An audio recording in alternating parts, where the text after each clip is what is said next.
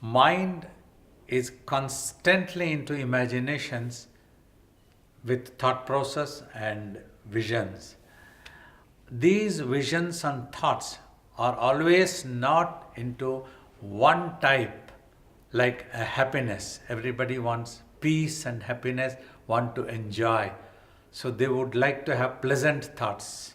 If pleasant thoughts are there, always every moment seems to be very pleasant. But that doesn't happen. Mind is into dualities.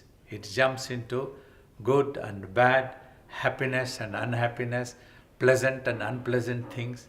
So some could be pleasurable thoughts coming.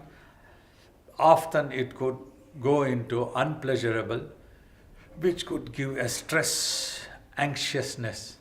Like, for example, mind is always either brooding about the past or is anxious about the future.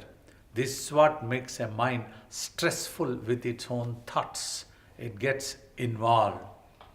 So, through the practice of meditation, one can gain control over the mind gaining control over itself.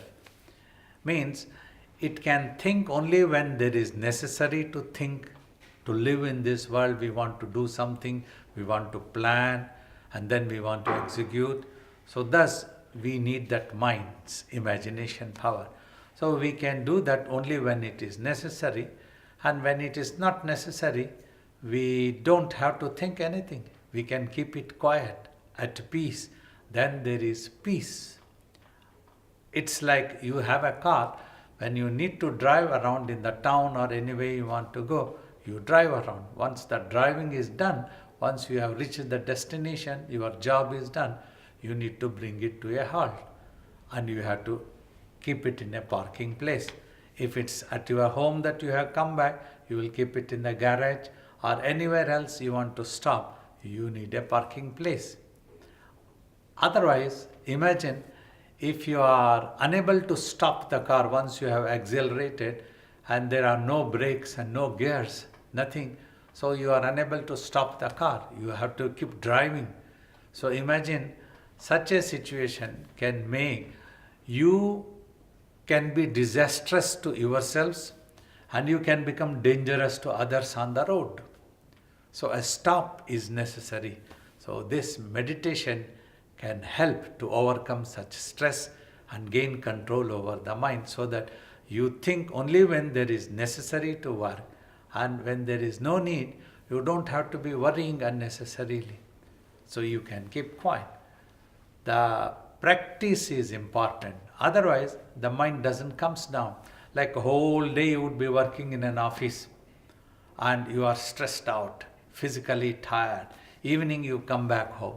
You would like to relax on a sofa. You are possible to do this physically. You can bring your physical body to a halt and keep it in a comfortable position, relaxed position. But mind doesn't listen to that.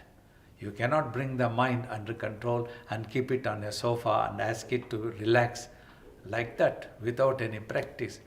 It will be revolving, it will be spinning around with the same thoughts of anxiousness, stress and all such things that are involved in your day-to-day work. But when you practice meditation, you will be able to overcome this. Not only physically you will be able to relax, you will see your brain can rest properly.